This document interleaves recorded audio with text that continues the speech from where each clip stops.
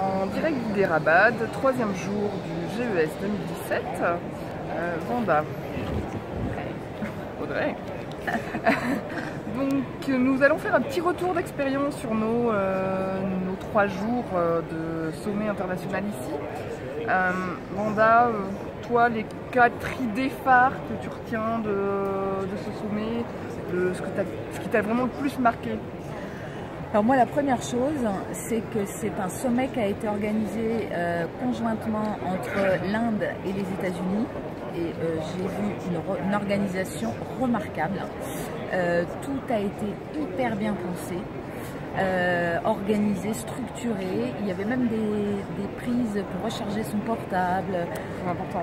Non, mais c'est important parce qu'on ne se rend pas compte, c'est des tout petits détails comme ça qui font que tout le monde est à l'aise pour pouvoir être à l'écoute de ce qui va se dire pendant la journée.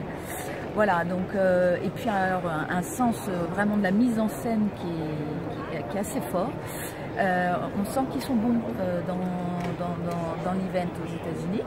Donc effectivement, on a vu qu'avec des Indiens qui n'ont pas forcément l'habitude de ce genre de gros événements, bah, ça a pris. Voilà. Donc ça, c'est la première chose. On va peut-être alterner, comme ça c'est plus sympa. Ouais. Toi, Audrey, c'est quoi, toi? Alors moi, la première idée qui me vient à l'esprit, ça a été vraiment les rencontres humaines internationales. Vraiment que tous les pays soient représentés et que les connexions entre les personnes soient très faciles. Naturellement, les gens vont les uns vers les autres, très rapidement, des pitchs sur leur business, mais aussi des pitchs très humains, où il y a de la sympathie, il y a vraiment du lien humain qui se crée, et ça fait chaud, quoi. Ça fait plaisir. Deuxième point, là tu vois, qui me vient à l'esprit en t'écoutant, c'est la présence de 52% sur la totalité de l'event. Il y avait 52% de femmes du monde entier. Et là, on est fasciné par la diversité des projets portés par les femmes en fonction de l'endroit où elles viennent. Et quelquefois, c'est souvent surprenant de voir qu'elles vont dans des secteurs où on ne les attend pas, compte tenu de leurs origines, etc. Et je trouve ça assez intéressant à découvrir. Et puis surtout, et là ça a été très net pendant ces 3 jours, la prise de conscience générale de se dire que finalement les femmes, c'est presque une nécessité qu'elles travaillent et une urgence pour l'économie mondiale. Et ça, moi, ça a été un électrochoc parce qu'on est loin du « il faut de la parité », etc. Là, c'est juste que l'économie mondiale, d'après tous les intervenants, à la fois financiers, économiques, investisseurs, etc., tous disent la même chose. On ne peut pas se passer et il faut encourager l'entrepreneuriat féminin. C'est elle seule, c'est lui seul qui pourra sauver la planète. Donc c'est vraiment quelque chose qui m'a marqué. Ouais, justement, tu parles d'entrepreneuriat. Point essentiel qu'on a pu sentir ici, c'est que tout est fait pour encourager à entreprendre. Toutes ces cultures, toutes ces nationalités, toutes ces personnes venant d'horizons très différents, de parcours extrêmement différents, on en arrive à la même chose, c'est que on encourage les gens à créer leur business, à la fois à se découvrir et puis à créer leur business, à y aller. Il n'y a pas de peur de l'échec, au contraire, si échec il y a, ça ne pourra que nous rendre plus forts et nous faire grandir surtout. Et c'est en ça que c'est un petit peu en opposition par rapport à ce qu'on vit en France, où très rapidement, quand on veut lancer quelque chose, on nous met tout de suite les freins en face. On nous dit attention, mais est-ce que tu as un business plan qui tient la route? Est-ce que tu as fait une étude de marché? Est-ce que tu as bien contacté les bonnes personnes? Tout de suite, c'est les points freins qui sont mis en avant. Et certainement pas les points de toi, qu'est-ce que tu es, qu'est-ce que tu veux apporter, qu'as-tu envie de faire, et est-ce que tu crois en toi surtout. C'est crois en toi et tu vas réussir. Et ça, c'est une phrase qu'on a entendue pendant 3 jours qui est assez exceptionnelle. Et qui moi m'a extrêmement touchée, qui est très différente de ce qu'on peut vivre en France, et notamment les femmes, où clairement entreprendre au féminin en France, c'est encore loin d'être simple, pour des raisons sociétales, familiales, tout ce que vous voulez. Là c'est naturel, et dans certains pays c'est naturel, des pays où on ne pouvait pas imaginer ces choses-là, en fait que la femme entreprenne, c'est quelque chose de normal et voire nécessaire et encouragé. C'est exactement ça, Audrey. Et alors, en plus, ce qui est très très troublant, là c'est dans les points, effectivement, je te rejoins complètement dans les points entre guillemets négatifs pour la France, c'est le retard accumulé dans l'initiation aux nouvelles technologies. On a été interpellé par des femmes à la fois de Guinée, de Tunisie, du Liban, qui ont fait partie d'un programme international Tech Women, porté par les États-Unis sur l'incitation aux nouvelles technologies, mais pas seulement, c'est comment aller chercher des fonds, etc. Enfin, vraiment quelque chose autour de l'empowerment. Et on a découvert qu'il y avait des programmes pour des jeunes filles, mais dans les très jeunes filles, donc des enfants allant de 8 ans jusqu'à 20 ans ou 25 ans, pour les encourager à aller dans les métiers de nouvelles technologies, du coding, etc. Et il y en a une notamment à Bruxelles. Et moi, ce qui m'a marqué et ce qui m'a presque mise en colère, pour être très franche, c'est que ces jeunes filles-là qui sont dans des programmes internationaux et qui sont francophones, donc très attachées à la France, nous ont dit on n'arrive pas à travailler avec des Françaises. Avec les Français, pas forcément avec les Françaises, mais avec les Français sur ce sujet de l'incitation et de l'ouverture à l'international pour l'éducation au métier du numérique. Donc là, gros point de vigilance parce que effectivement, on peut envoyer, inciter les femmes à aller dans les nouvelles technologies, mais pas une fois qu'elles sont formées et formatées. Ça se fait dès le plus jeune âge, pour que ça devienne une seconde nature. Et on a même discuté avec une Tunisienne, qui nous disait, mais nous, on apprend les maths à travers des jeux, même des enfants qui n'aiment pas du tout ça, ils se mettent à aimer les maths parce que tout est ludique. Et là, je me dis, ben, on revient à la base, l'éducation. Et là c'est la vraie claque parce que il se trouve que par ailleurs, je suis sur le projet Paris, donc de l'innovation en matière d'éducation à l'université. Et là, on a un retard phénoménal. Là il faut vraiment alerter là-dessus. Donc, prise de conscience et grosse claque. Oui, et puis pour continuer sur ça, c'est que l'Inde est un pays de contraste. On passe du tout est possible ici, avec vraiment de la haute technologie. On est justement dans un quartier d'affaires, on est dans le quartier, le Mindspace, où vraiment on a toutes les grandes entreprises de Google, Microsoft, Deloitte, oui, et puis toutes les grosses entreprises du pays qui sont assez innovantes, plus toutes celles qui viennent de s'implanter ici, ADP, pour le point de vue RH. Globalement, de la très très haute technologie, avec des quartiers extrêmement modernes, comme si c'était un petit peu la Défense à Paris, mais en version x3, avec vraiment de la créativité de haut niveau, des richesses culturelles qui sont d'une grande évidence, avec une fierté du peuple pour leur pays, pour leur tradition. Il y a tous les événements, la culture a été mise en avant, avec beaucoup de fierté, une grande gentillesse du peuple. Et puis, à côté de ça, on passe du très high-tech au très riche à de l'extrême pauvreté. Mais voire bidonville, d'une rue à l'autre, et où tous ces mondes se côtoient sans se côtoyer. Où en fait, chacun est dans son coin. Et nous, on a basculé de l'un à l'autre. Alors, tout ça, dans un bus. Pire, très éloigné, pas de contact direct avec cette population. On a le sentiment qu'on vit dans une bulle et que le seul contact c'est par le biais du bus. Clairement, voilà, où tout a été fait pour qu'on voit, mais qu'on soit pas en contact. Voilà. Et c'est un grand paradoxe pour nous, où effectivement on a vu, on a constaté, ça nous a touchés, effectivement, de voir des enfants, de voir ces choses. Avant de partir, on nous a dit il y a un avant Inde, un après Inde. Oui. On confirme, c'est saisissant sur certaines choses. Mais on a vu sans pouvoir discuter, toucher. Et là, c'est un petit peu. On peut pas. Voilà, c'est extrêmement complexe. On était dans une bulle.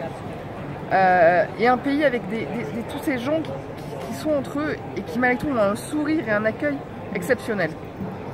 Avec de la tristesse dans les yeux, André. Ouais. De la tristesse dans les yeux. Voilà, donc c'est vrai qu'une société très hiérarchisée, très castée. La dernière soirée, on s'est rendu compte qu'il y avait effectivement l'élite indienne et puis les autres, quoi. Les autres qui sont... Et c'est très vite... Enfin voilà, il n'y a pas cette notion de... d'ascenseur social. Non, pas du tout. Donc ça, c'est vraiment le point, effectivement, je te rejoins. C'est saisissant pour nous par rapport à notre culture. Oui. On est effectivement sur ça. Et pour conclure... Nos 2 coups de cœur. Nos 2 coups de cœur. Ouais, on va passer nos 2 coups de cœur. Nos 2 coups de cœur, vas-y, on a 2 coups de cœur. Alors, premier coup de cœur, moi je dirais c'est mes rencontres africaines. Pouvoir rencontrer des personnes de quasiment tous les pays d'Afrique. Mes sœurs africaines. Voilà, avec des échanges humains mais d'une rare intensité, plein de projets en revenant. Clairement, le projet d'ouvrir vers l'international, Elle Connect, était là, mais on va plus que y aller. Tous les contacts sont pris et on va faire en sorte effectivement de les concrétiser. Et maintenant, on comprend un petit peu mieux le fonctionnement et qui aller chercher et comment. Et c'est tout de suite beaucoup plus facile quand on rencontre les gens, on partage des moments avec eux. Donc ça c'est vraiment mon premier coup de cœur, c'est l'ouverture, c'est l'Afrique, où on se comprend naturellement. Et deuxième coup de cœur, c'est, je dirais, le haut niveau intellectuel qu'on a pu avoir pendant ces 3 jours. Des conférences, des masterclass, des meetings d'un très très haut niveau, tout ça très très accessible, très intéressant, et puis tout ça en anglais. Avant de partir, nous n'étions pas fluentes, alors moi encore moins que Vanda, je précise en plus. Je me rappelle de quelqu'un qui m'a dit « fais-toi confiance et tout ira bien ». Et effectivement, j'y suis partie en me disant de toute façon, rien à perdre. Et bien finalement, on s'est extrêmement bien débrouillé, tant pour comprendre que pour s'exprimer et puis pour lier des liens. Et ça, je dirais, c'est peut-être une réussite et une réussite personnelle, de me dire que j'ai passé un petit peu cette crainte qu'on peut nous faire justement en France en disant t'as pas le niveau, tu vas te planter. Et bien au contraire, ici ça s'est débloqué et donc c'est positif. Oui, alors effectivement. Moi, le coup de cœur qui me vient tout de suite en tête, c'est effectivement les retrouvailles avec un peuple dont je suis extrêmement proche, qui est l'Afrique. Et c'est drôle parce qu'on n'était pas beaucoup de Françaises, donc on était 3 en fait. Hein. Et la troisième est une Russe habitant en France depuis 10 ans. Donc voilà. Mais immédiatement on a connecté avec nos frères et sœurs d'Afrique, parce qu'on s'appelle comme ça, et c'est vrai que c'est naturel parce qu'on se sent extrêmement proche, c'est pour ça qu'on s'appelle frères et sœurs. Et puis cette communauté de valeurs avec l'Afrique et cette urgence de réaviver, parce qu'ils nous attendent, et de raviver cette proximité de manière plus concrète et de réinvestir notre présence à leur côté, de même que eux on les attend aussi à nos côtés en France, mais eux ils nous ont jamais quittés, c'est peut-être nous qui tardons à revenir à leur côté en Afrique. Donc là aussi, on a fait la connaissance du président de la communauté de la diaspora, président international de la diaspora africaine. Le président international de la diaspora africaine. Et on a convenu qu'effectivement, on a une interview avec lui et on a convenu qu'effectivement, il allait pouvoir nous aider. Et puis qu'on allait essayer de créer tout un plan d'action pour favoriser les synergies entre la communauté de femmes africaines et la communauté bordelaise d'abord pour l'instant, et on verra ensuite si ça s'étend à d'autres villes en France. Donc ça c'est la première chose. En termes de surprise aussi, c'est un accueil du peuple indien que je ne connaissais pas, d'une rare délicatesse et élégance. Il faut savoir que toutes ces personnes qui ont travaillé à l'organisation de l'événement n'étaient pas payés, c'est des volontaires, des bénévoles. Et c'est touchant parce qu'en fait c'est par famille entière qu'ils se sont mis, ils ont décidé de se mettre en 4 pour organiser, se mettre au service du pays, parce qu'il faut savoir que c'était l'événement du pays tout entier, de l'Inde, hein. Il y avait le Premier ministre indien, etc. Il y a des affiches partout en Inde. Et même s'ils ne sont pas, toutes ces personnes-là, toutes les personnes de l'ombre qui ont fait que l'organisation s'est bien passée, notamment en termes de sécurité, en termes de logistique, c'est des petites gens. Et du sourire, de la bienveillance, toujours un regard, une gentillesse, avec un geste touchant. Parce qu'en fait, on se rend compte que moins on a, plus on donne. Et je pense que c'est une grande leçon d'humilité, puis de délicatesse, vraiment de très grandeur. Enfin, moi j'y ai vu une belle âme, voilà, de belles âmes.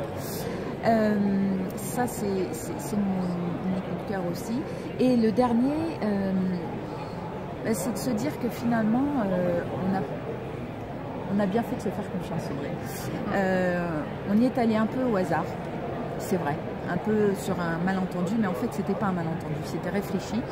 Et c'était l'histoire qui voulait qu'on aille là, à ce moment-là. L'histoire et tout le travail qu'on a accompli à Elle Connect depuis 2011. Et cette rencontre internationale va nous permettre de revenir, vous aider à ne plus avoir peur d'aller à l'international, mais pas forcément en voyageant tout le temps, parce qu'il y a des connexions qui vont être possibles de manière différente à inventer. Hein. C'est ça qu'on va essayer de faire en revenant. Mais c'est surtout de se dire que, voilà, moi je te rejoins, on partait avec pas beaucoup de peur, parce qu'en fait on était assez confiante sur le fait qu'on allait découvrir des connexions et puis faire des belles rencontres, mais c'est sur l'anglais. Et en fait, il faut arrêter avec l'anglais, parce que là encore, c'est un mythe, c'est un vrai mythe. On arrive très très bien à communiquer, et franchement, il faut arrêter avec... C'est une catastrophe, hein, cette censure française, parce qu'elle nous empêche d'être là. Et si nous, on ne s'était pas fait confiance, on n'aurait pas dû être là. Et ça a été le problème, d'ailleurs, je crois, de la non-présence en France, parce qu'ils ont beaucoup de mal à trouver des personnes qui étaient prêtes à y aller. Moyennant quoi, la France est très peu représentée. Et donc, du coup, on s'interdit de vivre de beaux moments et surtout de vivre de belles opportunités de développement pour notre pays et pour les femmes françaises. Donc vraiment, nous, on va revenir avec ça en tête. Et puis on espère de pouvoir partager au maximum tout ce qu'on a reçu, parce qu'on a reçu beaucoup, et c'est grâce à vous, parce que vous nous soutenez, parce que vous êtes dans la communauté. Et en fait, tout ça, on le fait pour vous, et puis pour toutes les femmes à venir, et puis pour nos filles. Voilà, on continue cette lignée, et je pense qu'on parle toutes en Inde, en Afrique, en Asie, partout, au Canada, aux États-Unis, en Europe. On a tous ce langage et cette volonté de lien universel entre femmes. Donc je pense que l'avenir d'Elle Connect passera par là. Voilà, créer du lien. Et puis pour conclure, une des phrases qui est sortie, qui est assez importante, une des citations qui disait que quand on éduque un homme, on éduque un individu. Très très forte. Quand on éduque une femme, on éduque une génération. Et donc cette phrase est très forte parce qu'elle est pleine de sens. L'éducation, on s'est toutes retrouvées autour de ça. Ça fait partie des valeurs qu'on doit transmettre, qu'on doit travailler, et surtout on doit s'accompagner les unes les autres. Donc nous, c'était notre objectif en venant ici, c'est de venir prendre pour redonner, et c'est ce qu'on va essayer de faire à notre retour au maximum envers vous. Et donc on vous remercie pour la confiance et le soutien que vous avez pu avoir pendant ces 3 jours. À très bientôt.